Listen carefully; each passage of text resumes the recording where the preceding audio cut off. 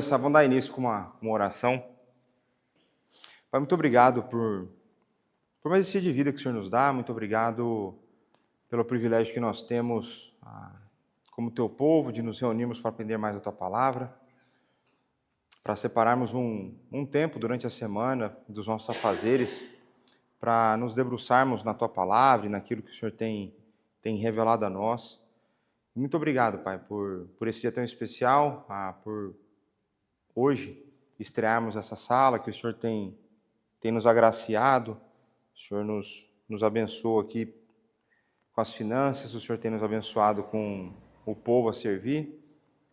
E hoje nós temos a oportunidade de darmos início nessa nova fase da nossa igreja, que essa sala seja feito um bom uso dela, que ela seja uma fonte de muitas bênçãos aqui no nosso meio, que nesse local pessoas possam ouvir a tua palavra, vidas possam ser transformadas, pessoas convertidas, pessoas possam ser edificadas.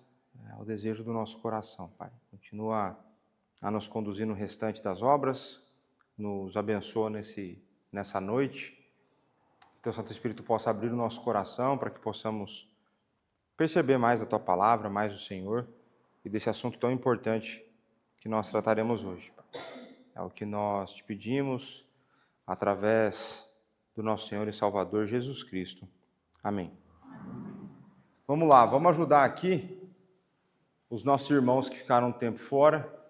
Tem uns que ficaram um pouco tempo fora, outros ficaram muito tempo fora.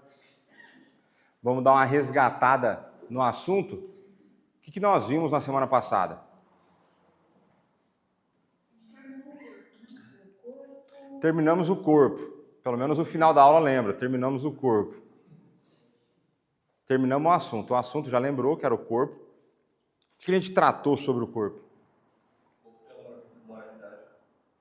Então existe uma moralidade associada ao corpo. Então, conforme o corpo me é dado por Deus, existe uma maneira de se comportar, uma maneira de adorar a Deus, existe a maneira de eu cumprir os mandatos criacionais. O que mais? A tentativa dos liberais de transformar o nosso corpo seja baseado nas nossas emoções, ao invés do que é. Tá, eu não diria que é uma tentativa dos liberais, mas eu acredito que os liberais entrarão nessa tentativa. Então a gente vê que naqueles que não creem, né, então nos secularistas, podemos chamar assim, existe uma tentativa de fazer uma separação de quem nós somos do nosso corpo. Então, para muitos deles, o nosso corpo não tem um valor intrínseco que seja fundamental, que seja essencial para a definição de quem eu sou como pessoa. Então, eu posso me sentir de uma forma que seja distinta do corpo que eu tenho. Então, essa é a tentativa deles. Isso é algo que vem sendo trabalhado ao longo de décadas e finalmente, né, finalmente e infelizmente, essa ideia ganhou tração, essa ideia ganhou vida, essa ideia tomou forma nos nossos dias. O que mais que nós vimos? Ou, deixa eu fazer uma outra pergunta, o que fica afetado uma vez que eu consigo fazer uma distinção tão grande, uma separação tão grande daquilo que eu sinto do corpo que eu sou? Como que isso afeta ou não a maneira como eu me entendo como pessoa, a minha identidade? O que pode ser afetado por esse outro tipo de compreensão?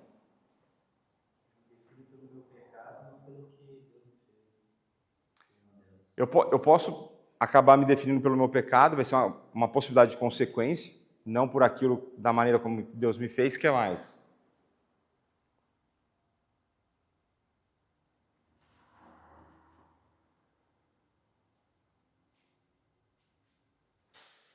Se tivesse grilo, a gente ouviria agora, certo? O que pode ficar afetado é aquilo que eu sinto, né? Achando que tinha um corpo, ou seja, estou num corpo de mulher ou num corpo de homem, achando que sou outra coisa, não é? Então, pode ficar afetado em eu não dando ou não valorizando aquilo que eu sinto, mas seguindo aquilo que a palavra de Deus diz. Pronto. Então, um risco que a gente vai correr é de ter uma identidade divergente da maneira como Deus me fez. Se eu conseguir separar isso de uma maneira tão radical, de que pouco importa o meu corpo físico, é possível que eu sinta de uma maneira completamente distinta do corpo que eu tenho. E aí a gente pode cair nesse risco, né, eu me sinto um homem aprisionado num corpo de mulher, uma mulher no corpo aprisionado de um homem, enfim. E eu posso também acabar por me sentir ou ceder a desejos que não são condizentes com a moralidade associada ao meu corpo. Quem que me dá um exemplo desse? Eu ceder a desejos que não são associados à moralidade que é me dada com o meu corpo. O pecado da homossexualidade, por exemplo. Então existe uma moralidade associada ao fato de eu ter um corpo masculino, que é a relação com a minha contraparte, que é um feminino, dentro de uma aliança de casamento, que daí entra aí na parte que o Roberto falou. Mas pensando na definição de identidade, né, e essa separação radical que é feita, se o corpo não tem importância daquilo que eu sinto, então se o corpo não tem uma moralidade associada, pouco importa se eu nasci com um corpo feminino ou corpo masculino, o que eu sentir eu vou dar vazão. Então esses são riscos que a gente corre, são coisas que a gente viu na semana passada. A gente também viu que a moralidade bíblica é a única moralidade que existe que valoriza o ser humano por inteiro. Por que ela valoriza o ser humano por inteiro? Porque ela não separa a alma do corpo. Porque ela não separa aquilo que nós sentimos daquilo que nós somos. Porque o que nós sentimos é parte do que nós somos e o que fisicamente nós somos vai ter que influenciar o que nós sentimos. Então, essa unidade psicossomática, ela acaba por afetar, então, toda a nossa percepção como seres humanos, né? Então, a gente viu essa ideia a visão modernista de natureza inevitavelmente levará a uma visão pós-moderna da moralidade, tem um pouco a ver com o que o Samuel trouxe, que é, o que é uma visão modernista de natureza? Não. Vai estar relacionado com isso. Esse tipo de pensamento tem uma origem. Vamos chegar na origem. Quem que é a origem que eu critico aqui desde a minha pregação em Gênesis? Desde a aula de criação, capítulo 4 da Confissão de Fé de Westminster? Evolucionismo Darwin. Então, a visão modernista vai estar fundamentada na evolução. E aí, se a evolução fosse verdade, a gente nada mais é do que o resultado de um processo aleatório que veio do nada começa a existir alguma coisa, a partir dessa alguma coisa vai somando e vai multiplicando, e aí de uma ameba sai você, que às vezes se sente como uma ameba, né? Mas essa ideia de que se eu tenho uma visão modernista de que eu sou um resultado de processos aleatórios, eu não posso definir um propósito. Se eu sou aleatório, eu não tenho finalidade. Se eu não fui planeado, eu não tenho um fim determinado para mim. E aí qual que vai ser a consequência disso? Uma visão pós-moderna da moralidade. Se eu não tenho um fim, pouco importa a maneira como eu vivo. Pouco importa as minhas decisões, pouco importa o corpo que eu tenho. Então, um pouco do que a gente já falou hoje também. E aí eu apresentei a ideia de que aqueles que negam a verdadeira ciência são esses que negam a importância do corpo, né? E o que eu falei ironicamente na semana passada, de que aqueles que acusavam pessoas de serem negacionistas durante a pandemia são os mesmos que encorajam a prática da homossexualidade e da ideologia de gênero. Mas quem nega a ciência nessa história? Né? Aí são coisas que a gente tem que, se a gente começar a exercitar um pouco, pensar um pouco, a gente vai ver que o argumento, os argumentos apresentados hoje em dia, eles são um castelo de carta, facilmente você derruba, né? Eles não têm grandes fundamentos. E aí eu trouxe um pouco de esperança no final, de que Cristo assumiu toda a natureza humana, porque ele assume toda a natureza humana, ele é capaz de redimir toda a natureza humana. Então não existe um pedaço da nossa natureza que não será redimida pelo nosso Senhor. E a gente viu que ainda tem esperança, porque na ressurreição dos corpos, nós seremos ressuscitados com corpos glorificados. Não me pergunte em detalhe de como será o corpo glorificado. Por quê? Porque a Bíblia não revela sobre isso. A gente sabe que vai acontecer e isso nos dá esperança, né? Porque se você pensar, é basicamente você ter um corpo não mais afetado pelos efeitos do pecado. Então, se o pecado não afeta mais o meu corpo, o que não mais me afeta? Oi? Doença. Isso aí, rapaz, aí já era bom demais, né? Agora eu não sei se a gente vai envelhecer, né? Esse eu já não sei. Mas doença, a gente já sabe que não vai ter mais, né? Então pronto. Então isso foi um pouco da revisão. E hoje eu quero entrar num assunto que, ao longo desse módulo, a gente vai entrar e vai voltar nele de algumas formas. Então hoje vai ser uma espécie, não de uma introdução, a gente já falou bastante sobre pecado, é um assunto que a gente fala de uma forma ou de outra, mas tem partes que normalmente a gente não pensa, né? Tem assuntos, aspectos do pecado que normalmente nós não pensamos, né? E eu lembro que uma das coisas que o Heber Júnior falava em sala de aula é de que uma das razões pelas quais talvez a gente peque tanto é porque a gente não conhece tanto o pecado quanto a gente deveria. Nem a sua feiura, nem as suas estratégias, nem o seu alcance. E eu creio que parte da ideia é a gente abordar isso aí, né? E aí pergunta que eu faço para vocês, né? Por que estudar o pecado, então? Acabei já por dar alguma dica, mas por que estudar o pecado? Agora eu quero a participação de vocês. Tem que conhecer aquele que a gente quer enfrentar. Tem que conhecer aquele que a gente quer enfrentar. Então você não vai para a guerra sem conhecer teu inimigo, certo? Então eu acho que esse é um motivo legítimo. O que mais?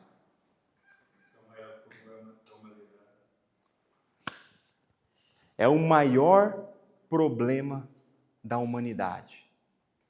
E se a gente...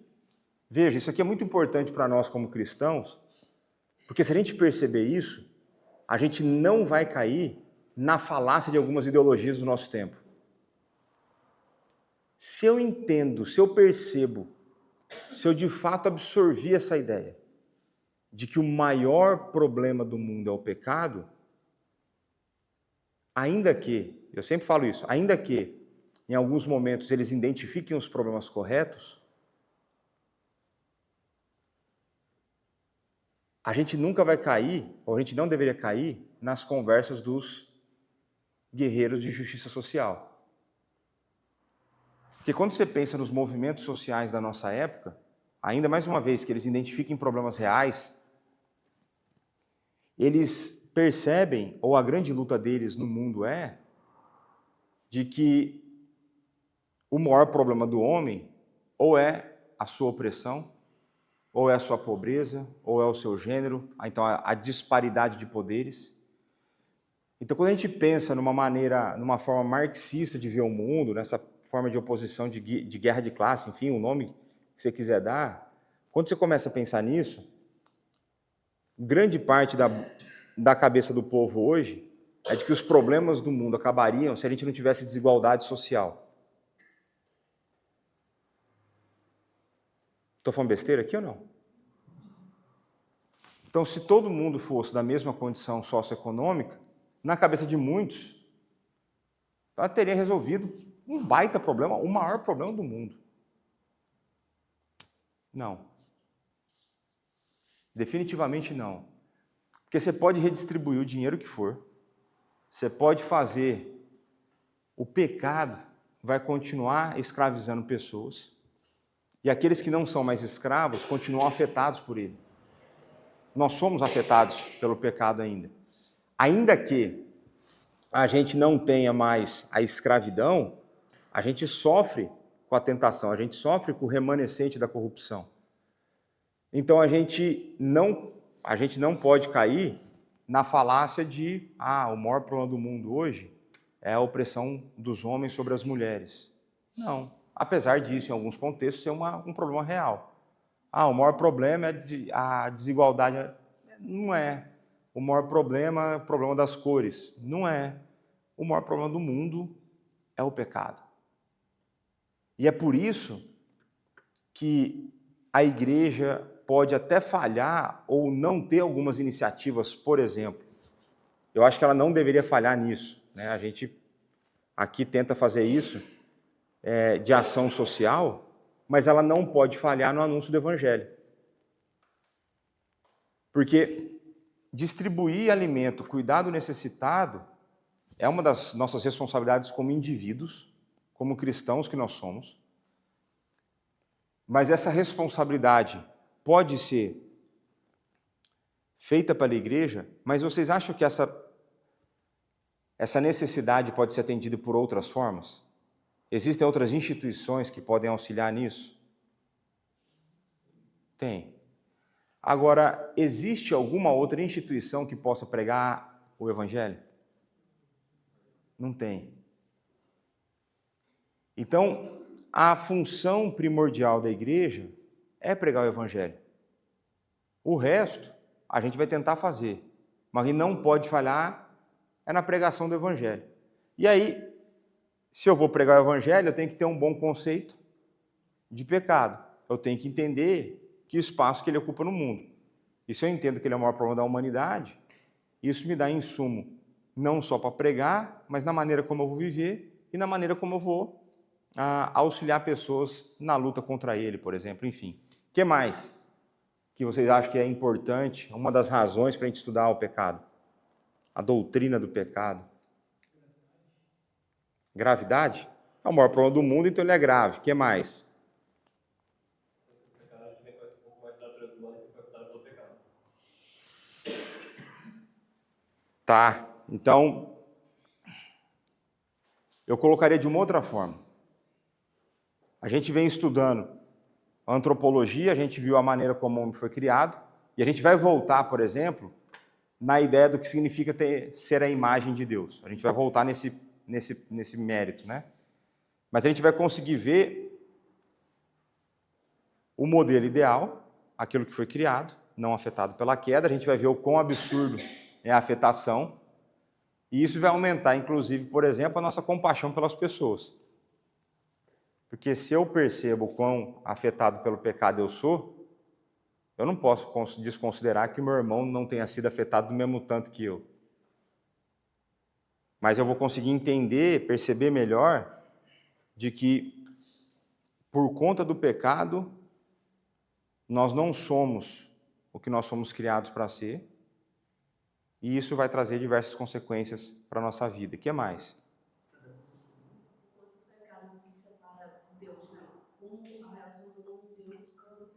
Então, pronto.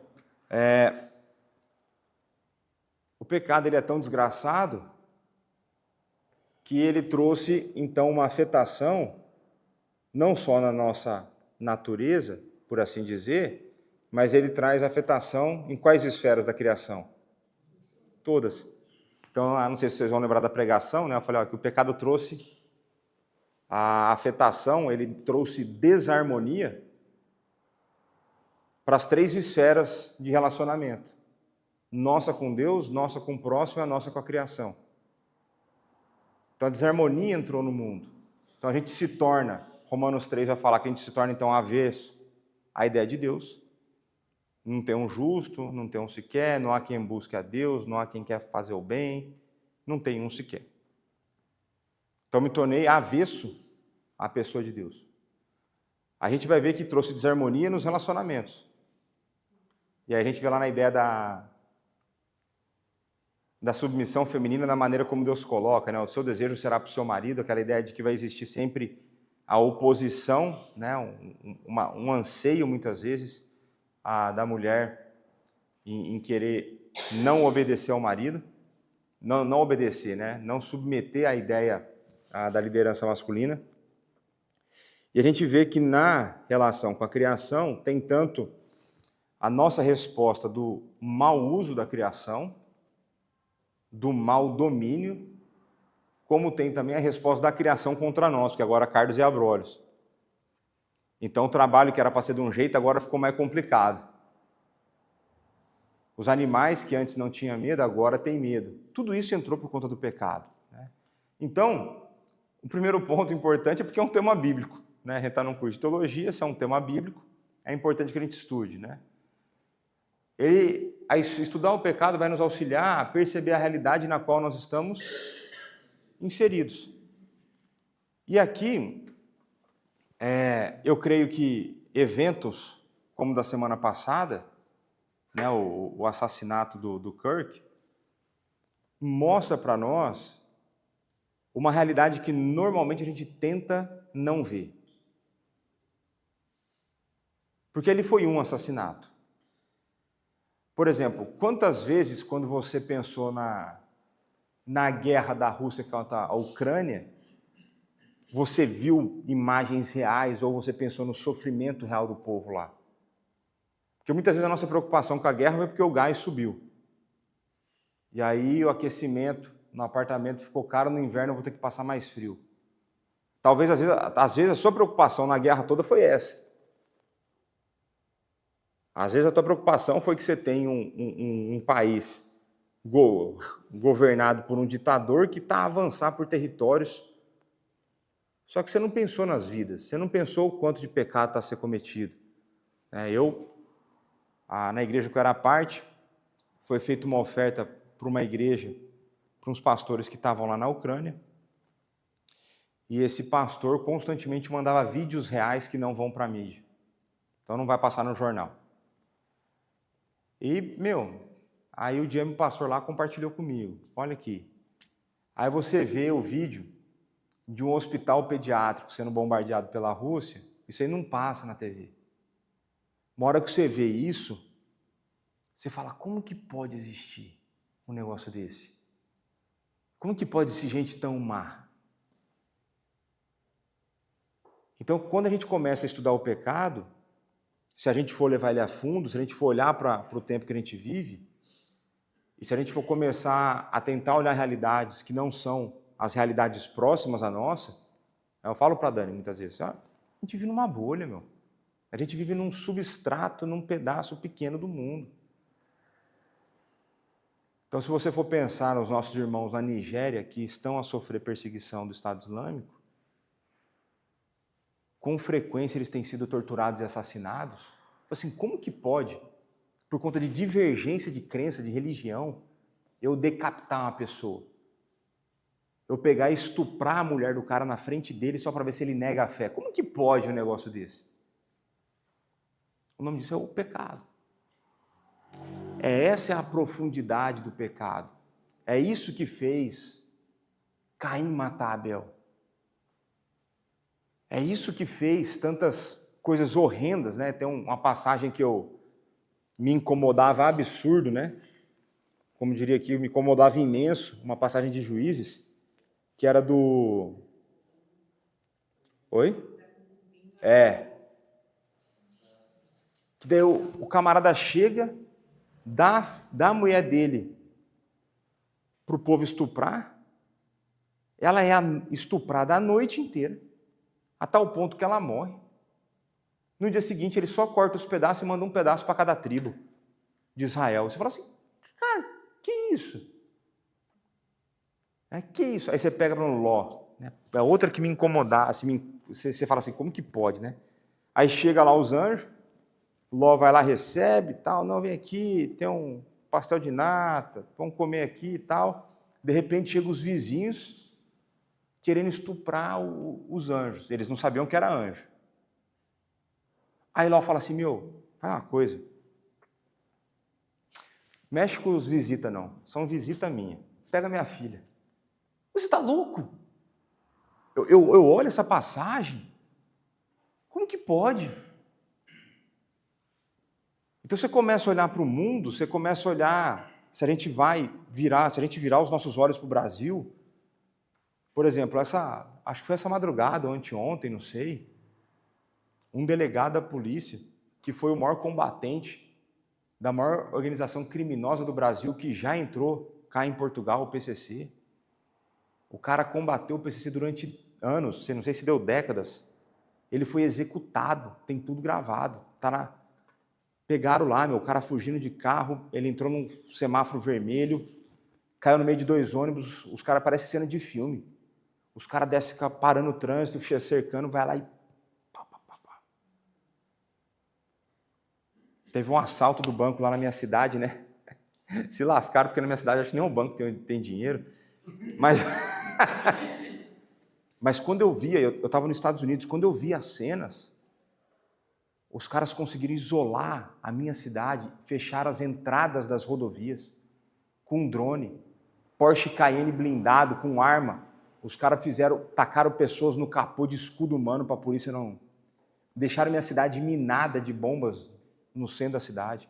A cidade ficou fechada uns 2 dias até a polícia desarmar tudo. Isso aí tem 3 anos que aconteceu isso aí. Se você quiser, tem cenas disso na internet, é só procurar. Do antigo apartamento da minha avó, eles andando na rua. Um negócio de louco, assim, um pecado. Então a gente precisa entender isso, para a gente entender a realidade que a gente vive, para a gente ver que o único limite para o mal é Deus. O único limite do mal, a única pessoa, o único ser que consegue controlar o mal é Deus. Aí eu começo a pensar, quando eu começo a pensar nesse tipo assim, que tipo de maldade que existe no mundo? Aí existe pedófilo, existe tráfico humano. Se você começa a olhar só para isso, é desesperador. Mas você não pode desconsiderar que isso existe. Só que daí, você pode começar, se você não estudar bem o pecado, você pode começar a sentir que você não é uma pessoa tão má. Porque você não é um pedófilo. Você não faz tráfico de pessoas. Eu vou contar uma experiência. Durante mais de 10 anos que eu estudo inteligência artificial, e eu tive contato com um cristão, filósofo, que foi visitar a gente lá no Brasil, americano. E aí a gente estava conversando e tal, tranquilo. E aí ele dizendo, não, você gosta de inteligência artificial? É ótimo, inteligência artificial é ótimo. E aí ele disse, mas por quê? Aí eu contei tudo de inteligência artificial, vai resolver um monte de problema da humanidade e tal. Aí depois de uma meia hora, 1 hora, ele falou, ele disse, você esquece que existe um negócio chamado pecado. Aí eu disse, não, mas pecado não vai, a gente vai proteger a inteligência artificial do pecado. Aí ele começou a dar exemplo de como o pecado poderia destruir a inteligência artificial. Muito pior do que ele era. Faz 10 anos. Se você for pensar... E eu achei incrível. O que ele falou está acontecendo hoje. Você pegou lá a IA mentindo, por exemplo? Sim, eu acho incrível. Mas assim, o filósofo, ele parece que ele tem a cabeça treinada para achar as brechas nas coisas. Mas foi incrível porque eu, como uma pessoa da tecnologia, eu não imaginei. Eu achei que a tecnologia era futura. E na verdade não é. Porque o que acontece? A gente não consegue criar algo tão distinto de nós, né? A gente não tem essa capacidade criativa. A gente não tem capacidade de criar algo do nada que não esteja afetado pelo pecado, pela queda. Porque se a nossa... E aí eu volto para um argumento que muitos não gostam. Se a nossa razão é afetada pela queda, eu não consigo pensar direito e criar uma coisa que não seja e que pense corretamente. Porque ela não vai ser autônoma, né? Então, mas a gente pode começar a se encher de um senso de justiça de que, a princípio, parece que você não comete esses pecados todos graves. Você não tortura pessoas, às vezes só o seu cônjuge, né? Mas você não tortura pessoas, você não mata pessoas, você... E aí você fala assim, rapaz, mas é aquela história lá que o pastor fala que eu sou ruim, assim, não é tão assim, né? Não é. Você só não é, porque existe uma graça que age na sua vida. A diferença sua para um pedófilo é a graça divina. A diferença sua para um homicida é a graça divina. A diferença sua para um político corrupto é a graça divina. O problema nosso, porque não conhecemos o pecado como deveríamos, a nossa guarda está sempre muito baixa. Aqui, ó, lembrando da época que eu treinava Muay Thai, eu tinha eu treinava com a luva, cada uma pesava meio quilo, né? E aí eu ia chegando no final do treino, eu tinha tendência a ficar como eu era mais alto que os outros, então eu sempre conseguia manter mais a distância, na média eu era mais alto que os outros, né? E se eu estava cansado, o cara viesse, eu dava um soco nele para afastar, e daí eu ficava recuperando, mas sempre com a guarda mais alta, mais baixa, né? E aí eu fui preparar para a luta, eu competi uma vez, e aí todo mundo que ia competir, você era convidado para treinar com os profissionais, né? E sempre que você entra lá, você já entra encomendado de alguma coisa vai acontecer com você, né? E nesse dia eu fui preparado de fato para apanhar, né? Caio, que altura que você tem? 7. Tá. Aí o professor que eu fiz uns rounds lá, ele era mais ou menos do tamanho do Caio, talvez um pouco mais magro que o Caio. Mas apanhei muito. E uma das coisas que eu falei assim, o Léo precisa aprender a manter a guarda alta. Então, na nossa luta com o pecado, toda vez que a gente baixa a nossa guarda, vem um golpe. Porque o pecado, ele não tem misericórdia, né? O inimigo vai usar todas as ferramentas que ele tiver. Então, uma vez que a gente começa a ficar atento para a realidade que a gente está inserida, para a maneira como o pecado está espalhado, e aí eu espero que você tenha pegado a referência da maneira como o coração está desenhado ali, porque é assim que o pecado está no nosso coração. Enraizado profundamente e altamente ramificado. Então o pecado, ele não tem uma raiz superficial dentro de nós. Escravidão foi quebrada. A questão é que cada raminho desse é uma idolatria nossa. Cada raminho desse é uma coisa que a gente gosta de fazer e não deveria. E cada vez que a gente comete, mais enraizado ele fica. E para remover, quanto mais enraizado eu já dei esse exemplo aqui, se a gente for pegar essa árvore que tem aqui no fundo e for remover, o que vai acontecer com o chão? Meu amigo, mas vai ficar um rombo lá, vai aparecer o INSS no Brasil, vai ter um rombo. Vão remover com raiz, e quanto mais profunda é a raiz, mais terra vem. Então a gente precisa conhecer e estudar a doutrina do pecado para a gente perceber a realidade, para a gente saber contra quem nós lutamos, um pouco do que o Caio falou, do inimigo que nós estamos contra. E aí o que o Rui trouxe, né, junto com o que a Luádia falou, é o maior problema humano.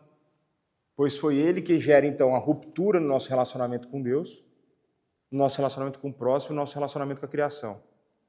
Então se até hoje a gente tem dificuldade de relacionamento, é por conta de pecado. Então toda vez que eu penso nessas coisas, toda vez não, né? Mas com uma certa frequência, quando eu penso nesses assuntos, me vem à mente uma das frases do Paul Tripp, né? De que todo problema que eu tenho na horizontal é um problema que eu tenho antes na vertical. Não existe um problema em relacionamento meu com o próximo que a origem dele não seja um problema que eu tenho no meu relacionamento com Deus. É porque eu não estou satisfeito em alguma área, é porque eu não tenho uma devoção completa, é porque eu não adoro a Deus em primeiro lugar, acima de todas as coisas, é porque eu não busco o reino em primeiro lugar.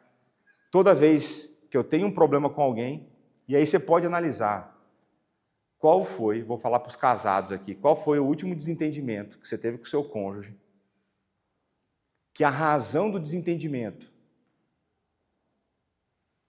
foi relacionada ao reino de Deus.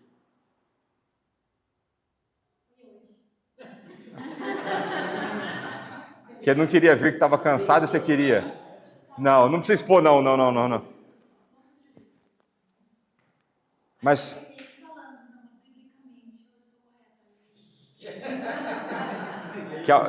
que é a dica que eu dei para a Dani, né? Você quer fazer que eu aceite alguma coisa, me mostra que está certo na Bíblia, né? Mesmo que eu não queira, eu vou ter que me submeter. Mas qual que foi de fato, assim? Ou então, se você, como a Denise, teve aí hoje um desentendimento, uma divergência de ideias por conta do reino, percentualmente falando, o quanto dos desentendimentos do seu casamento são por conta do reino. Ou, como diria Paul Tripp, são por conta do teu reino. E aí eu dou sempre aquele exemplo. Qual que é o exemplo que eu sempre dou quando eu falo do meu reino e desentendimento com a Dani? Da louça. Da louça lá, que tem um esquema que eu deixo a distribuição da louça na pia para lavar, e toda vez ela chega e não respeita a distribuição que eu coloco. Então está tudo guardado dentro da cuba, ela põe para fora. Eu ponho os talheres de um jeito, ela põe de fora. E um dia eu, lendo o livro lá do Paul Tripp, pensei nisso. Falei, tá, não vale a pena brigar por conta disso. Ainda que ela pudesse mudar o comportamento dela nisso, para colaborar comigo,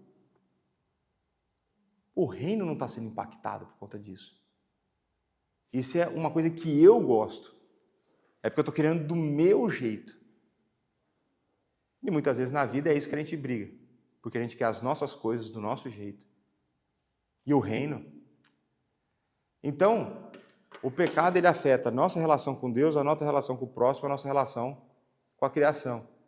Você pode pensar no seu trabalho. Muitos de vocês podem não gostar do trabalho que vocês têm. Ou se gosta, mas tem dia que o chefe está lá, não é? Tem dia que tem a meta para bater, tem dia que teu coleguinha do lado está batendo as metas e você não. E aí você fica indignado, isso te leva a ansiedade, isso te leva a um monte de coisa.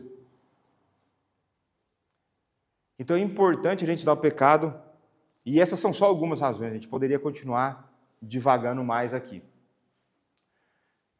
Agora vamos lá, essa daqui, teoricamente, a Luádia tinha que saber responder, porque as crianças passaram por essa lá no catecismo, né? O que é o pecado? O que é o pecado? O pessoal que escondeu aqui pode participar também. O que é o pecado? Quando era pequenininho, eu aprendi que o pecado é errar o alvo. Errar o alvo, né? Você achar que você é melhor que Deus. Você achar que você é melhor que Deus. Tudo que desagrada a Deus.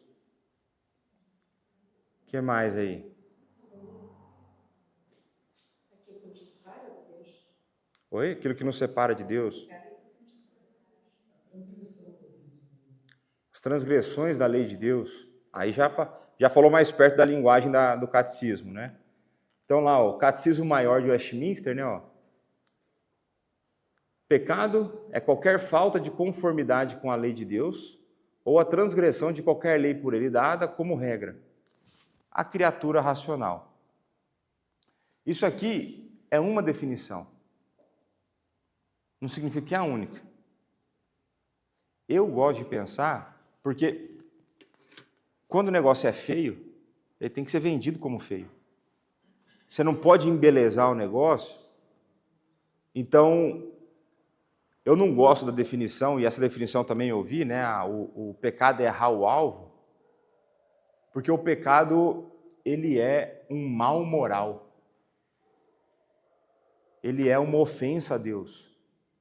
Ele é uma declaração de busca de independência, uma busca de dizer para Deus, eu sei o que é o melhor, nesse sentido, eu sou melhor do que o Senhor. Então, o pecado, ele é uma ofensa à santidade divina. Em última instância, um pecado não é errar um alvo, porque quando errar o alvo não leva uma outra pessoa a ser morta no meu lugar. Então, o pecado é uma falha tão grave, é um mal moral tão horrendo, é uma ofensa tão gigantesca para a santidade de Deus, que se uma pessoa, ao longo de toda a história, tivesse cometido apenas um pecado, Cristo teria que morrer. Não teria salvação para essa pessoa, se Cristo não fosse assassinado no lugar dela. Ou na linguagem de Isaías, se Cristo não fosse moído pelo Pai. Então o pecado, ele é um mal moral. Vocês lembram de uma das formas... A gente vai falar nisso já já. Vamos ler esses 3 textos aqui, eu creio que a Bíblia vai nos ajudar a ir consolidando. Romanos 3.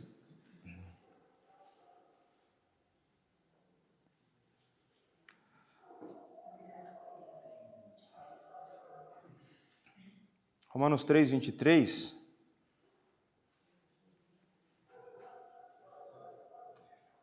A gente vai usar esse texto depois, em outro momento, mas ele fala assim: pois todos pecaram e carecem da glória de Deus. Então você começa a perceber que existe uma correlação entre pecado e a glória divina. O fato de alguém ter pecado tem como consequência lógica a necessidade de glória de Deus sobre a vida dele. 1 João 3, 4, vocês têm que falar de cor, porque vocês estão vendo lá no... Ó. Isso aí é a caixinha de promessas, o que Deus tem para você. 1 João 3, 4 diz: todo aquele que pratica o pecado também transgride a lei, porque o pecado é transgressão da lei. Foi daqui que veio a resposta do Rafael, que está no PG, estudou isso aqui, e ele falou, ó, pecado é transgressão da lei. Esse é o texto, eles passaram por esse texto. E por fim, Gálatas 3, 10 a 12. Todos quantos, pois, são das obras da lei, estão debaixo da maldição, porque está escrito, maldito todo aquele que não permanece em todas as coisas escritas no livro da lei para praticá-las. É evidente que pela lei ninguém é justificado diante de Deus, porque o justo viverá pela fé. Ora, a lei não procede da fé, mas aquele que observar os seus preceitos, por ele viverá. Então, se você não obedece à lei, qual que é a consequência? É morte. Se pela obediência você vive, pela desobediência você morre, e o salário do pecado é a morte, né? Então, pronto. Então, o pecado é toda transgressão da palavra de Deus, é um mal moral. Acho que a gente caminhou bem nesse sentido. E como que tudo começou com o pecado? Isso aqui vocês iam estar careca de saber. Como que tudo começou? E aí, se a gente fosse procurar a queda na Bíblia, onde que está? Gênesis 3. Fala assim, entre ali Gênesis e Apocalipse, né? Gênesis 3. Então, vamos lá, Gênesis 3, de 1 a 7, né? Ó. Mas a serpente, mais sagaz que todos os animais selváticos que o Senhor Deus tinha feito, disse à mulher, é assim que Deus disse, não comereis de toda a árvore do jardim? Respondeu-lhe a mulher, do fruto das árvores do jardim podemos comer. Mas do fruto da árvore que está no meio do jardim, disse Deus, dele não comereis, nem tocareis nele, para que não morrais. Então a serpente disse à mulher, é certo que não morrereis. Porque Deus sabe que no dia em que deles comerdes, se vos abrirão os olhos, e como Deus sereis conhecedores do bem e do mal. Vendo a mulher que a árvore era boa para se comer, agradável aos olhos, e árvore desejável para dar entendimento, tomou-lhe do fruto, e comeu e deu também ao marido, e ele comeu. Abriram-se então os olhos de ambos, e perceberam que estavam nus, coseram folhas de figueira, e fizeram cintas para si. O que a gente pode aprender sobre o pecado a partir desse texto? É desobediência. O que mais? A gente pode aprender muita coisa sobre o pecado aqui nesse texto.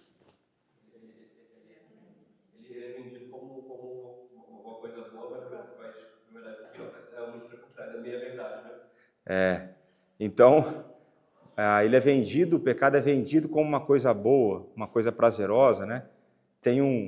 Acho que eu já indiquei esse livro aqui, né? Os Preciosos Remédios contra, acho que as artimanhas de Satanás, acho que é assim que ficou a tradução. Acho que o autor é o Thomas Brooks, e ele vai falar que uma das estratégias de Satanás é dourar a pílula, ou é apresentar a isca e esconder o anzol. Então, a hora que você morde, ele te fisga. É mais ou menos essa ideia. Ele te vende como algo bom, mas não é, né? Se você gosta de churrasco, né? É tipo você pagar lá no Brasil a fogo de chão, a barbacoa, e o que você recebe em troca é o espetinho de gato da esquina. Né? Você paga um negócio lá em cima e você recebe ali embaixo. Né? Mas é muito pior a diferença do que isso. O que mais que a gente pode aprender a partir desse texto? Busca de querer ser igual a Deus. uma busca de querer ser igual a Deus. O que mais? O pecado ele tirou a comunhão do ser humano com Deus, né? Ele tira a comunhão. O que mais? Ele atrai, ele seduz. Então aqui, ó, nesse padrão da queda, Heber Júnior vai falar isso aí, está o padrão de toda a queda. Então a primeira coisa, você vai ouvir algo. Você começa a dar ouvido, você começa a olhar. Se você começou a dar ouvido, você começou a olhar, você vai começar a desejar. O próximo passo vai ser consumar. Toda queda basicamente é isso. Você ouve algo do tipo, não foi bem isso que ele te falou. Veja, as consequências não são bem essas. Ou então, no seu caso, que se diz cristão, ele pode até usar a Bíblia e falar assim, veja, se Jesus já morreu por todos, qual o problema de um pecadinho? Não é? É assim que eu venderia. Se eu for Satanás, assim, mas você já morreu por todos? Por que você não aproveita a vida? Já que todos, não é todos, mas ele faz entender que são todos mesmo, não é? Mas assim, todos os pecados, Cristo pagou por todos os meus pecados. Mas Né? todas as pessoas, não é? Ah não, mas aqui eu estou falando de um salvo mesmo. Ele é provocar, porque veja, a impressão minha é, vocês cometem pecados? A minha impressão como pastor é que sim, né? Assim como eu cometo. Então, se a gente comete pecado, a gente está dando ouvido para alguma coisa. Nós estamos a ouvir vozes, propostas. A gente começa a desejar, você começa a pensar, fala, assim, mal, não é, né, meu? Mal é traficando do PCC, decapitar lá uma pessoa é mal. Agora, sonegar um imposto assim não é tanta coisa. Até porque o Estado já me rouba. Não, você já vai casar com ela, então você pode... Então, rapaz, esse aí é o negócio, assim, ó. Já que você vai casar, já começa antes. Para que se privar disso? E eu lembro, isso aqui eu vou falar até para ficar gravado, porque se algum liberal ouvir um dia, vai aprender essa. A igreja que eu virei presbiteriano, parece que teve um pastor liberal antes do pastor que estava lá quando eu cheguei. E eu lembro que algumas pessoas lá, uns jovens, né, da mocidade, tinham saudades desse pastor. E aí uma das coisas que eu ouvi que era ensinado lá é o seguinte, ó, se você tem certeza que você vai casar, não tem problema fazer sexo antes do casamento. E aí a pergunta que eu faço a você, cara pálida que está cá comigo,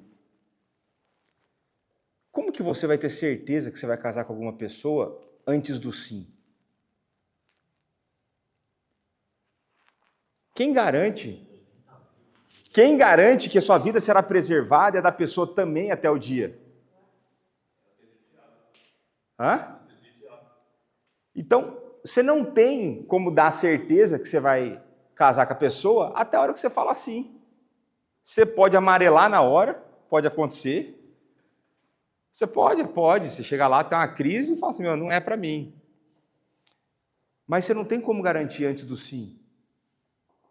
Você não tem como garantir que você vai casar com a pessoa antes de você assumir o compromisso. Então a mentira, né? Existe então esse padrão.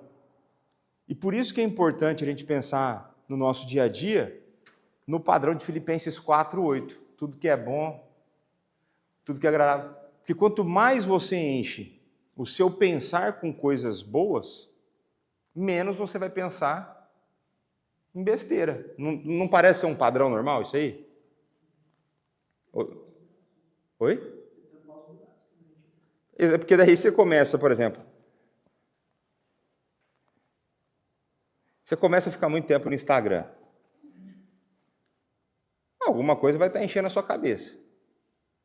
E às vezes você pode estar vendo coisa boa no Instagram, tem hora que você não está vendo coisa boa no Instagram. Tem hora que você está passando tempo no Instagram, entre um vídeo e outro, o algoritmo mete um que você não deveria ver. Ou só acontece comigo? Quem mexe com rede social sabe como funciona. Então, fiquem atentos para esse padrão. Eva deu ouvido para a serpente. Então, Deus deu a lei, a serpente falou, veja, não é bem assim. Então, é igual você está lá, a lei é a escritura, você vem aqui na pregação, uma pregação, se a pregação for fiel à Sagrada Escritura, você fala assim, isso aí, esse pastor que é meio assim, mas eu entendo o texto diferente. Dá para eu dar um contorno aqui, eu consigo achar uma brecha nesse texto, e a interpretação do pastor não cola para mim. Você pode fazer isso. Quantas vezes eu não discordei de pregações que eu ouvi? Então, a gente começa a querer não ouvir a voz de Deus, a gente começa a ouvir as vozes que estão ao nosso redor, isso começa a ocupar espaço no meu coração, e aí vem o raciocínio lá do Roberto, do cara que quer comprar o carro melhor, que quer comprar um apartamento melhor, ele começa a querer racionalizar a decisão que ele vai tomar. Ele começa a querer justificar o pecado que ele vai cometer. Ele fala, pecado premeditado. Então isso a gente consegue aprender. O que mais que a gente consegue aprender acerca do pecado nesse texto? Oi? Tem consequência. Tem consequência, né? Tem consequência. Então tem a frase lá que a gente ouviu na Nutra, né? Você tem liberdade de escolha. O que você não tem é liberdade de escolher as consequências da sua escolha. Você pode escolher o que você quiser. Agora, escolheu, aguenta a consequência que virá. É isso. O que mais que a gente pode aprender? Isso aí é um ponto importante. Vai ter consequência. O que mais? Tem a inversão do padrão que Deus colocou. Então, o pecado sempre, de alguma forma, vai apresentar uma distorção de um padrão criado por Deus, a maneira como ele estabelece as coisas. Aqui, no caso, a gente tem uma inversão completa dessa ordem criacional, né? Então, se era para ter Deus como dando ordem, o homem como líder, a mulher submissa ao homem e criação submissa, sendo subjugada por homem e mulher. Na tentação acontece a criação atazanando a mulher influenciando o homem sendo submisso à mulher e ambos desobedecendo a Deus. É a inversão completa, né? Nos trouxe até cá hoje, né? O que mais que a gente aprende?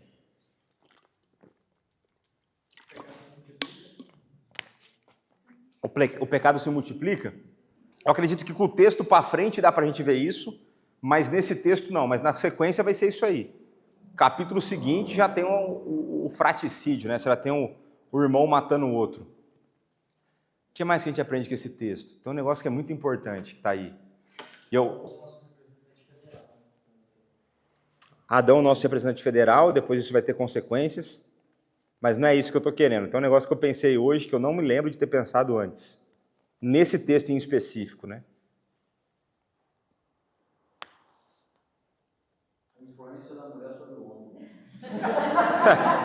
Não, isso aí eu penso com uma certa frequência. Já tomou uma cotovelada aqui, depois vocês não sabem que às vezes a Isabel falta, vocês não sabem por quê, né?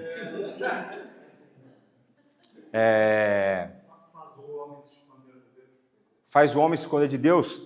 É verdade, mas não está nesse texto aqui ainda, está na sequência dele. A sagacidade da serpente, sim, né?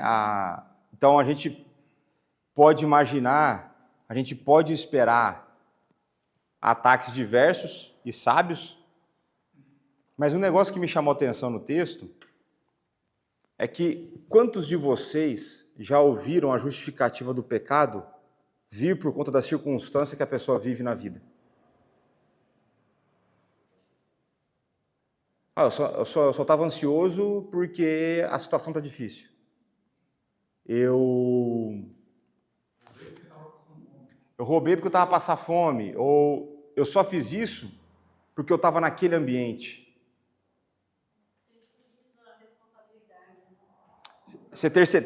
Tem a terceirização, depois na sequência do texto também fala terceirização, mas aqui o que me chamou a atenção hoje é essa ideia de as pessoas têm a tendência a culpar as circunstâncias, ou o ambiente, ou a condição socioeconômica, ou qualquer coisa que exista na vida dela, para justificar o pecado que ela comete. Então, eu lembro de um amigo meu, de que claramente o pecado era um trabalho na vida dele, o trabalho era um pecado na vida dele. Era um cara extremamente workaholic, mas extremamente. E uma vez eu fui falar com ele, eu falei, meu, o que você está querendo com isso? Eu falei assim, pô, Léo, você sabe de onde eu vim, e Deus também usou muitos homens na Bíblia que trabalhavam demais, e eu falei, tá, mas uma coisa não tem nada a ver com a outra. Né? Não é que Deus usou alguns caras que necessariamente a gente não sabe se esses caras estavam a pecar ou não, né? Mas e eu via isso na minha vida. Então, parte da minha ganância eu atribuía ao fato de que quando eu era criança eu não tinha coisas. Passamos necessidades e tal. E aí eu pegava isso e a minha resposta ao problema que eu enfrentei na minha infância foi uma resposta pecaminosa. E por que as circunstâncias não são determinantes para o pecado nesse texto? Os caras têm tudo que a gente quer ter. Os caras estavam no paraíso. O local que Deus falou, muito bom. Abundância de água, de comida.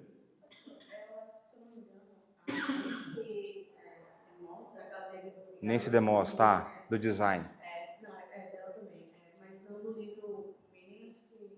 As mentiras... Das garotas. Isso, tá. Das garotas. Aqui tem os 3. Não, tem os 3. Eu, se não me engano, no das garotas, ele pega esse texto, aí só imagina só se a Eva não tivesse rodeando a árvore do conhecimento do mal. Ou seja, ela bota o local, a circunstância, ela tivesse fazendo tanta coisa que tinha para fazer lá no paraíso. O que ela está fazendo na árvore? Então, tanto é que, né, a ideia de guardar o jardim, né?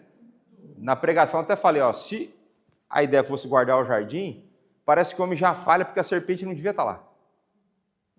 Ele já não guardou esse jardim do jeito que estava, né? A junta diaconal já falhou ali, né? Só para provocar aqui.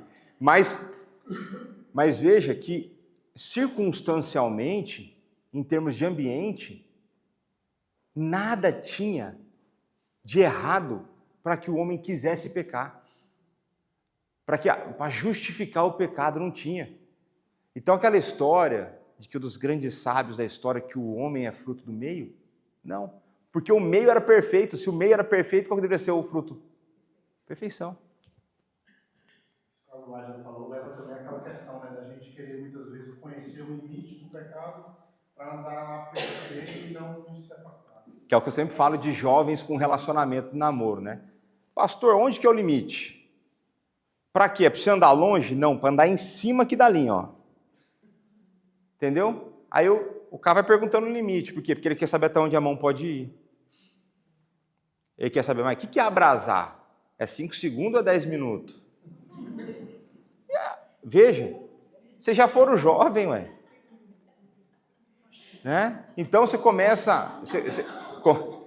Oi? Faz tempo, né? Faz tempo. Mas tem auxílios na medicina hoje em dia. Mas o ponto é de que o meio, ele não tem um papel decisivo no pecado. O papel decisivo no pecado é seu. Então isso traz uma responsabilidade para nós de que eu não posso pôr culpa na circunstância, eu não posso pôr culpa nas pessoas, eu não posso falar foi a mulher que o Senhor me deu. Eu não posso falar que, por exemplo, esse é um que eu cometia bastante, mas muito esse. Acordava atrasado para ir para o trabalho. O que eu fazia para compensar? Corria no trânsito. Então, excedia velocidade. Semáforo vermelho eu nunca fui de passar, né? Mas exceder velocidade, sim. Para quê? Para compensar. Fala, não. Aí teve um dia que... Aí tem uns dias que parece que vem assim, né? Aí o Espírito Santo, pum, abre o entendimento. Fala assim, não. Eu que sou vagabundo deveria acordar no horário. E se eu atrasei, eu deveria honrar com a consequência da minha decisão de atrasar e chegar atrasado e passar o carão para ver se eu tomo vergonha na cara. E passar a vergonha para ver se eu aprendo. Então, nesse texto, a gente consegue ver essa questão da circunstância, né? Então, nunca põe olhar para a sua vida, fala assim, é porque eu não tenho isso que eu sou assim, porque eu tenho aquilo que eu sou assado. Porque eles estavam no ambiente perfeito e ainda assim, eles quiseram pecar. Então, a gente pode aprender também... Daniel fez o contrário, né? Que ele estava num ambiente bagunçado e ele resolveu não. Então, e o que eu acho legal da história de Daniel é porque Daniel tinha aproximadamente 16 anos. Rapaz, 16 anos. Então pensa lá que você foi capturado pelo Putin, certo? Ou pelo Kim Jong-un, vamos pegar um ditador aí, né? E aí ele vai pegar e vai te fazer um trainee. Ele quer remover a ocidentalidade de você, ele quer transformar você num submisso ao governo dele.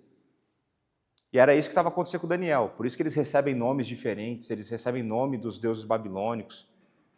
E o engraçado do texto bíblico é que você lembra Daniel pelo nome dele, e os amigos você lembra pelo nome dos deuses. Sendo que Daniel tinha o nome dos deuses e os amigos tinham os nomes dele judaico. E é engraçado essa associação que a gente faz, né? Mas pronto. E aí ele com 16 anos falou para o ditador, não diretamente, mas para os caras na linha de comando, falou, eu não quero. Por quê? Porque eu creio no meu Deus e eu não vou me contaminar com isso que vocês estão a fazer aqui. 16 anos. Só que aí tem uma outra coisa que é interessante, que a gente não tem solução para isso. Que é, onde estava Daniel quando os amigos foram para a fornalha?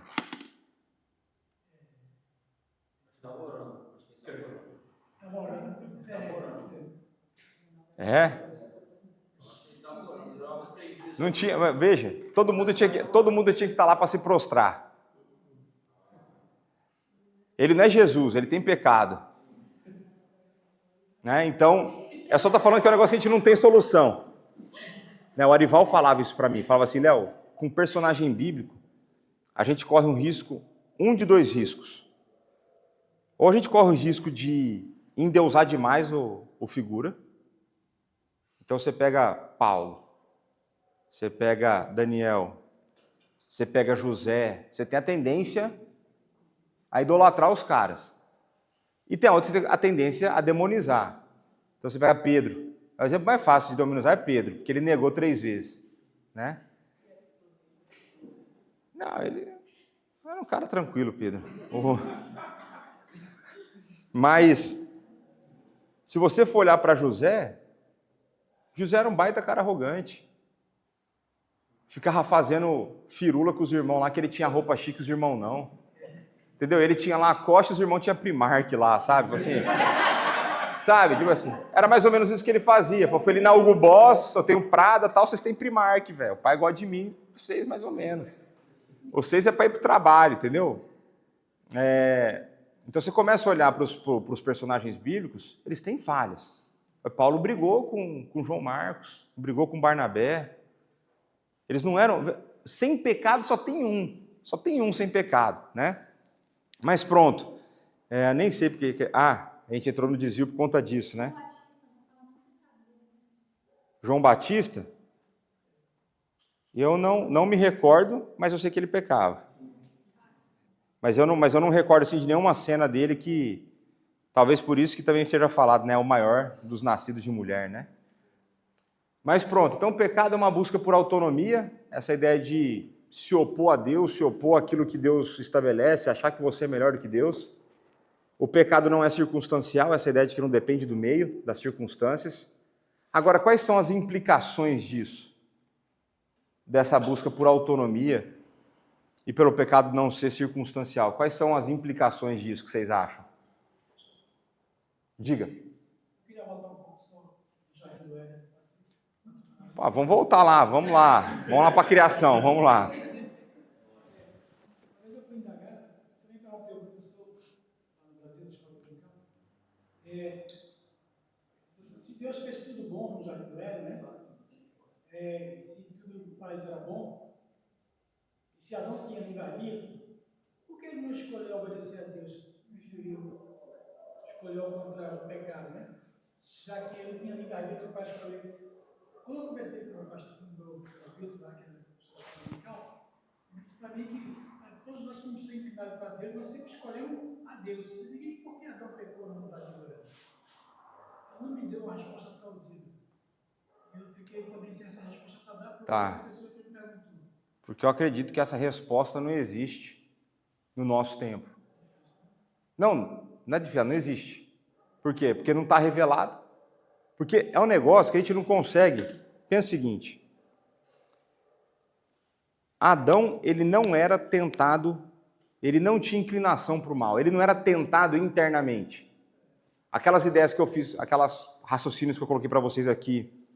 Quantas vezes a gente não está no meio da pregação e nosso pensamento do nada vai para um outro canto que não tem nada a ver. Adão não tinha isso.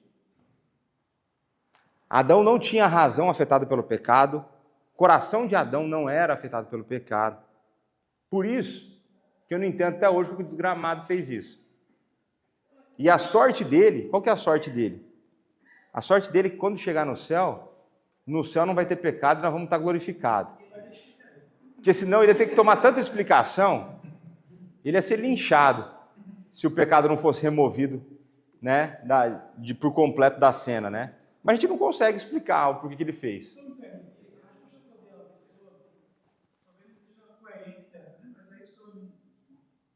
Então se prepara. Então prepara, vai lá.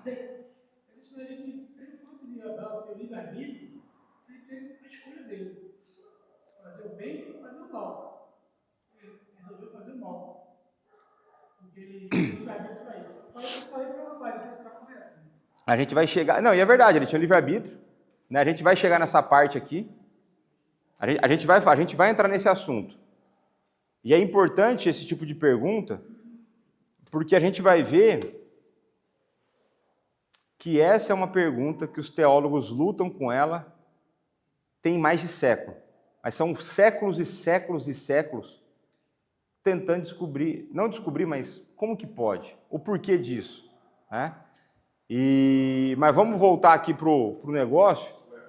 Para mim, a resposta dessa pergunta é que não foi o mesmo dia. A tentação aconteceu em vários dias subsequentes. Não, então, mas ainda não responde. Não, eu acho que a gente não tem, eu entendo que a gente não tem fundamento bíblico para saber, veja, não tem dica nenhuma no texto de quantos dias passaram, né? Mas a questão toda é, se você não tem inclinação para o mal, não importa quantas vezes seja tentado. A tentação é sempre exterior, você não tem inclinação, você sempre pode. A gente viu na semana passada, não lembro, já se foi retrasada, que Deus criou com a possibilidade de completa obediência. Foi na EBD. Com completa obediência. Mas a né? curiosidade dele de querer saber o que ia acontecer. Curiosidade, será que a curiosidade pelo mal era algo Que existia. Porque se ele não tem inclinação para o mal, e ele sabe que é esse que é o lance do mistério. Porque se Deus já falou que é errado, eu não preciso ser curioso. Não, eu sei que foi. A questão, esse é o mistério. A gente vai chegar, eu trouxe uma frase até hoje, acho que a gente chega nela hoje, que é basicamente tentando perceber isso aí, né? Mas quais são as implicações que a gente consegue ver dessa busca por autonomia, do pecado não ser circunstancial? Como que isso implica, como isso afeta a nossa vida? Uma pergunta aqui, ó. Quando tem esse sinal aqui no final, é uma pergunta, aí vocês podem falar. Não tem justificativo. Então, em última instância, a gente tem que parar de olhar para a circunstância e reclamar e simplesmente tomar uma decisão pela santidade. Então, essa é uma das implicações mais complexas para nós. Porque é cômodo você tacar a culpa em outra coisa. É muito melhor. Né? É muito mais fácil, não é muito melhor, é muito mais fácil. É muito mais fácil fazer isso. Sabe a premissa de que nós somos imperfeitos, vamos ser pecado?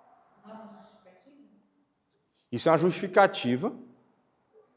É um facto de que ainda existe uma corrupção restante em nós, mas a gente nunca deveria se apoiar nessa corrupção, porque ao mesmo tempo que tem a corrupção, tem o Espírito Santo que habita em nós. E é o Espírito Santo que nos ajuda a combater essa corrupção. E Paulo vai dizer lá em Coríntios, não lembro se é na primeira, acho que é na primeira, eu não lembro, que Deus... Bicho, agora eu já esqueci a referência a Tiago, sempre confundo. Que não tem tentação que junto Deus não provê o livramento. Ou não tem tentação maior do que você possa suportar. Então, o que a gente não pode esquecer é que nós somos responsáveis pelas nossas decisões. E isso é válido para todos os nossos pecados. Ainda que a gente tenha essa luta constante, então o pecado ele nunca tem uma justificativa. Você pode ter até uma explicação, mas isso não justifica.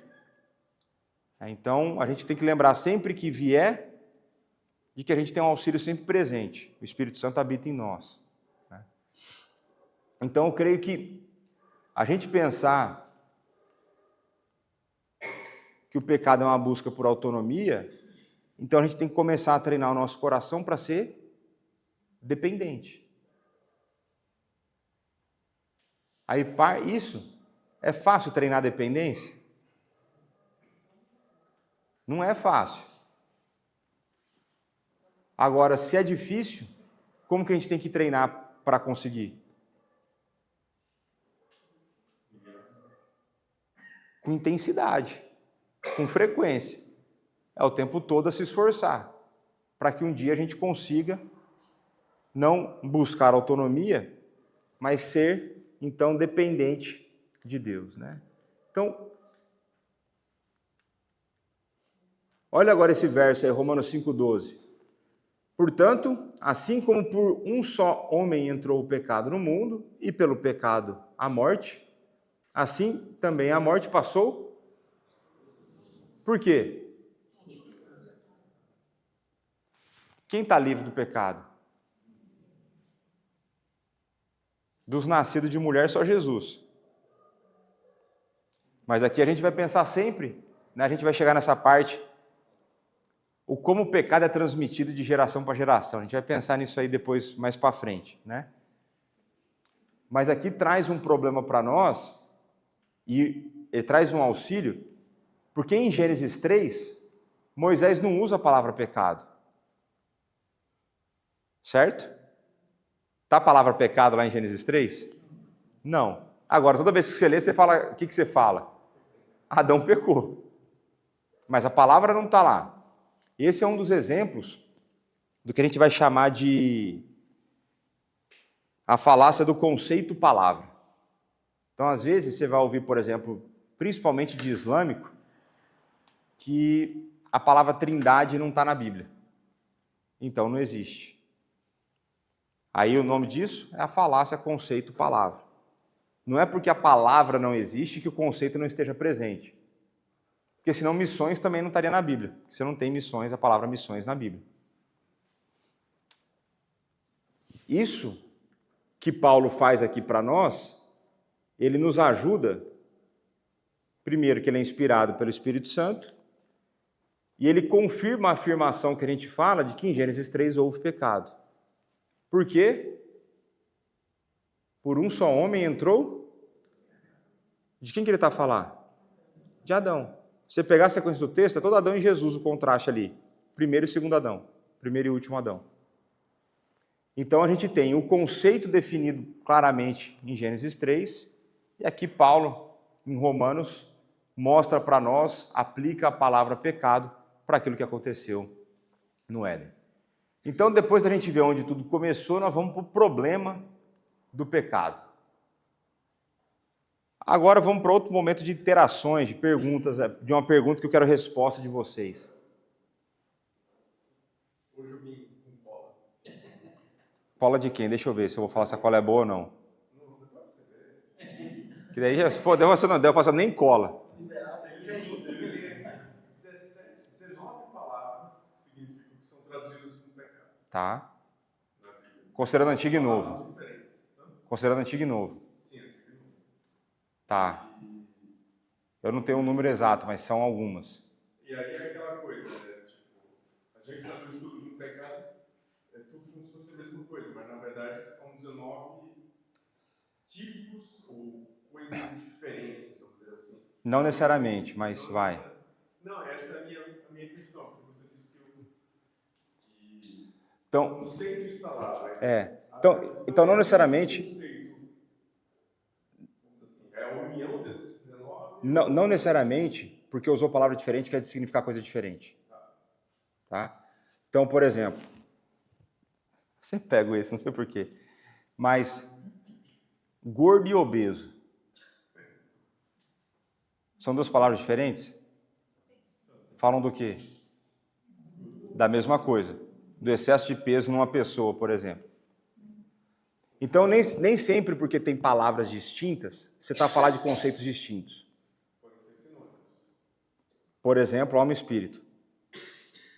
São palavras intercambiáveis. Você tem uma outra questão que você tem autores diferentes. Cada autor com a sua característica, com o seu vocabulário, com o seu nível de instrução. Então, Paulo, se a gente fosse colocar, vamos trazer para a nossa língua dos nossos dias. Então, Paulo, quase como se tivesse um doutoramento. Pedro, João, às vezes, como os caras que saíram do ensino médio, sabe? Saíram do 12º ano e não foram nem para a faculdade. Não é que eles eram analfabetos, mas o treinamento não era o mesmo. Tanto é que quando você pega, por exemplo, Apocalipse, tem algumas pessoas que duvidam da autoria de João, porque o grego que João usa no Evangelho é muito mais simples do que ele usa em Apocalipse. Assim, peraí, como que pode? Pô, passou o tempo, né? E contato com o Evangelho faz você estudar mais, né? Mas, então, você vai ter... O que pode acontecer, por exemplo, é você ter nuances no uso da palavra. Então, a Bíblia vai usar para referenciar, por exemplo, ao homem interior, coração, alma, espírito, mente. Tudo isso a falar para a mesma coisa. Só que com ênfases, nesse caso, você consegue perceber ênfases diferentes. No caso de pecado, eu precisaria olhar, porque você pode ter um problema razoável, que é você confundir assim, tem palavras essas 17 não são no grego, já te afirmo. Então ele já somou hebraico com grego. Eu acho que está nos dois. Aí tem umas que vão ser tradução direta de outras. É engraçado que eu errava algo, eu mas pronto. Então eu não daria... Depois eu até posso trazer aqui, que alguns teólogos sistemáticos fazem, eles apresentam lá as palavras que são usadas para transgressão, pecado, né? E o que vai ajudar muito na percepção disso é o contexto.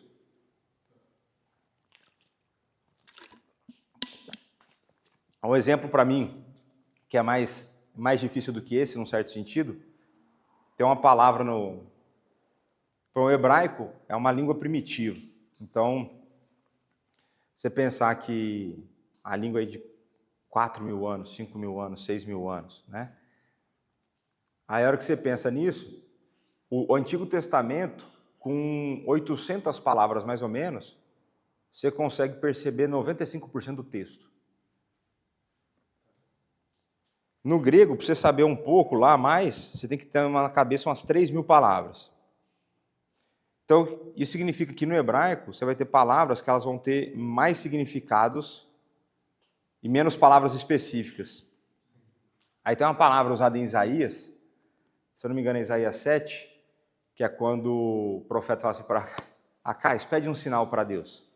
Ele fala, não, eu não quero tentar o Senhor. Desgraçado, pede o sinal que ele está mandando. Você não vai pedir, eu vou te dar um sinal.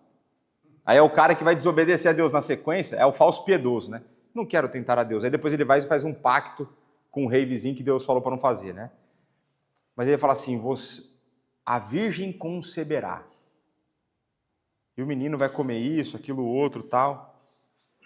Só que era um sinal. E para ser um sinal, o que tem que acontecer? A Cais tinha que ver. Mas peraí, então teve um nascimento virginal no Antigo Testamento? Daí você vai olhar o significado da palavra. Era uma profecia que aponta para Cristo? É. Mas essa mesma palavra significa mulher recém-casada, uma mulher que trabalha em casa, significa um monte de coisa. Aí traduziram como virgem, porque os caras claramente viram a conexão com Jesus, né? Então tem esse risco, né? Por isso que muitas vezes não basta ter um dicionário para você conhecer uma língua, né? Porque daí você diz, eu fiz a tradução aqui olhando o dicionário, né? Quem cometia esse erro gravemente era um cara chamado Olavo de Carvalho, porque ele falava assim, eu não sei grego, koiné, mas eu sei um pouco de grego clássico. Pronto, já está com quase duas línguas diferentes. O grego koiné era o grego do povo, que é o grego do Novo Testamento. Então o Novo Testamento foi escrito na linguagem do povo. É engraçado isso. Agora, nunca tinha pensado nisso. O Novo Testamento foi escrito na linguagem do povo e a Igreja Católica quis tirar a Bíblia do povo. É interessante isso, né? O quão antibíblica é a Igreja Católica Apostólica Romana, né? Olha, nunca tinha pensado nisso. Então, oi? Não, isso aqui eu não esqueço mais agora. Isso aqui eu não esqueço mais. Então, foi escrito na língua do povo. Não, e o engraçado é que a tradução do latim é traduzida também a língua vulgar, né? Aí mantém isso no povo. Só que o povo era analfabeto, o povo não tinha acesso, o povo não conseguia ler. Então, assim, não era. Tinha uma época que a missa em latim, nem o cara que falava às vezes entendia. Mas fora isso, vamos voltar da questão da língua. Aí o Olavo de Carvalho pegava, tentava traduzir um texto do grego, koiné, usando o grego clássico, e aí por isso que ele fazia a interpretação errada da Santa Ceia. Então, uma vez alguém postou um vídeo dele comentando sobre isso, eu fui ver o vídeo. Aí tem hora que a melhor coisa é você ficar quieto quando você não sabe. Então, ele começa a dizer assim, eu não sei o grego tal, mas eu sei um pouco do grego clássico, vou traduzir. Eu traduziu errado. Né? Gerou confusão toda lá na cabeça dele. Mas pronto. Agora vamos avançar aqui. Quais são as dificuldades a serem abordadas quando pensamos na origem e na existência do pecado? Continua valendo pergunta aqui esse sinal. Isso é uma coisa difícil, mas eu não acho que seja um problema que a gente enfrenta quando a gente pensa na existência e na origem do pecado.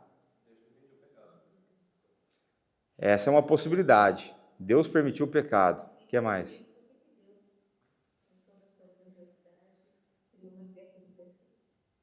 Criou o quê? Uma criatura imperfeita a partir do momento que ela cedeu ao pecado. Ele não poderia ter criado uma criatura que não cedesse ao pecado? Então, aí eu só faria um ajuste na fala, Deus criou o perfeito. Uma vez que o pecado entra no mundo, ele corrompe a perfeição. Mas aí a culpa não recai em Deus. Porque a culpa, a imperfeição é decorrência do pecado, que é uma desobediência a Deus. A gente vai chegar em afirmações mais profundas do que essa. Mas a gente vai ler aqui alguns textos. Mas essa é uma pergunta bastante comum, uma objeção bastante comum. Uma outra pergunta é, quem é o autor do pecado, então? Se Deus é o criador de todas as coisas, o que mais que a gente pode pensar? Da origem da existência, você pode pensar também, mas Satanás não caiu antes? Antes do quê? Antes da queda humana? Tem que ter caído, porque ele estava lá para tentar. Então, vem aí a dificuldade disso. Mas ele também é criatura, né? Criatura. A criatura. Fala aí, Jacob. Quase isso que eu ia falar que a gente falou. Se Deus é perfeito, se o céu é perfeito, como que entrou o pensamento maligno, pecaminoso na cabeça de Lúcifer, que era um dos maiorais lá nos anjos? Será que o nome dele era Lúcifer? Então, Essa é uma outra pergunta também. É isso aí, ó. É daí. E tem chance dele ser baterista ainda. Ele era baterista lá. Ou você acha que ele tocava clarinete? O Jacob do sax é o e-mail dele, Jacob do sax. Então vamos lá, ó. Quais são objeções comuns? E essas objeções, elas são comuns porque vai ser pergunta que ateu vai fazer, vai ser pergunta que descrente vai fazer, e vai ser pergunta que às vezes a gente vai fazer, porque vai ter hora que você vai estar em crise com o que acontece no mundo, né? Então, se Deus é bom, por que o mal existe? Diga. Vai lá. Primeiro veio da queda de Satanás, espiritualmente falando, e provavelmente talvez foi a queda de Adão no Jardim do Éden. Não, isso sim. Dois conceitos que levaram à origem do pecado. Não, mas o problema para mim não é esse. Quais são as dificuldades de lidar, uma vez que o pecado existe? Como que eu trato? Por que surge numa criação de um Deus que é bom e que a criação é boa, ou muito boa, o porquê que o mal vem a existir? Aí, se Deus é bom, por que ele não acaba com o pecado então? Uma vez um pastor disse que o mal é a ausência do bem. Então, qual que é a origem do mal? Então, esse pastor que disse isso, Está desviado. não, o pastor que disse isso, ele está a parafrasear um outro cara, talvez seja menos conhecido que ele, que é um cara chamado Agostinho. Né? Então, é uma das... Acho que é Agostinho que propõe isso, né? No 4º século, de que o mal é a ausência do bem. Né? Então, você precisa de Deus para que o mal seja possível e tal. Né? Mas ainda assim, se o mal é a ausência de Deus, Deus não está presente em todo canto? Eu não sei. Não a ausência de Deus, a ausência do bem. Então, De se fazer o bem. então você começa a falar assim, agora veja, não é uma pergunta válida, se Deus é bom, por que não acaba com o pecado? Aí a outra pergunta que fazem é, se Deus é bom, por que ele não para um pedófilo? Por que ele não parou aquele estupro? Por que ele não parou aquele homicídio? Toda vez que entrar num debate com esses neo-ateus, com esses caras mais novos, que só replicam e não pensam, vai ser isso. Quer ver? Eu acho que eu tenho mais uma aqui que eu coloco. Se Deus é bom, quem criou o pecado? Pastor, por isso que quando eu era criança eu orava para Deus perdoar o diabo, aí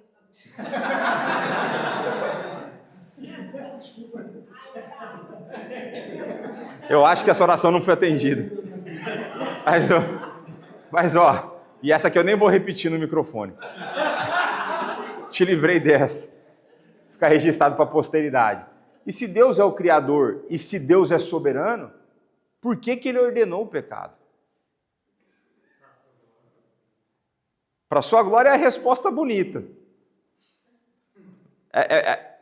Porque a resposta, teologicamente, ela está certa. Né? A questão é como que a gente lida com isso dentro da realidade. Ou como que a gente vai pegar e interpretar a realidade e falar assim, ó, dessa forma... Por exemplo, se a glória de Deus, para Deus demonstrar a sua glória, ele tem que ver a gente vê o pecado,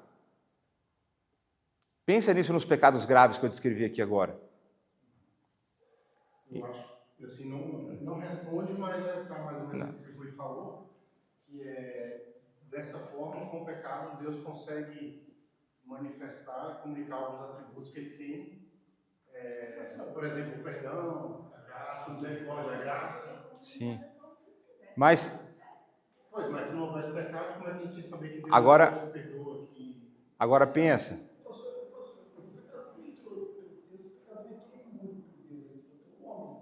Isso. Mas aí que entra a questão. Porque a gente vai falar de soberania divina. A gente vai entrar nos textos aqui, mas quando a gente pensa em soberania divina, quando a gente olha para a Escritura, a gente vai, e a confissão de fé vai colocar nessa linguagem, de que Deus ordenou todas as coisas que deveriam acontecer. Em Apocalipse fala que o Cordeiro foi morto antes da fundação do mundo. Sim. Mas... Já estava programado. Não, isso aí tudo resultado lá do conselho intratrinitariano, né? Já estava lá o plano de salvação, estava tudo bonitinho. Mas aqui, quando a gente vem para estudar uma matéria dessa, não dá para fazer, né? Igual o Dario, vocês conheceram o Dario, ele teve conosco lá em Matozinhos. Mas a ideia dele é assim, ó, quando você chega num texto para fazer uma exegese, tenta esquecer tudo que você aprendeu sobre ele. E tenta começar a entendê-lo do zero. A partir da língua original, você vai, depois você consulta comentário, mas porque você pode ter ouvido besteira ao longo da sua vida sobre o texto também. Né? E tem alguns textos que eu preguei aqui que provavelmente você ouviu muita besteira sobre ele. E da mesma forma com o pecado. E uma das coisas que a gente tem que estar... Quando a gente... Parte da razão da gente ter o curso de teologia é para que a gente consiga articular melhor a nossa fé, aquilo que nós cremos, para a gente consiga lidar melhor com aqueles que não creem. Então, quando objeções forem levantadas, eu consiga dar uma resposta.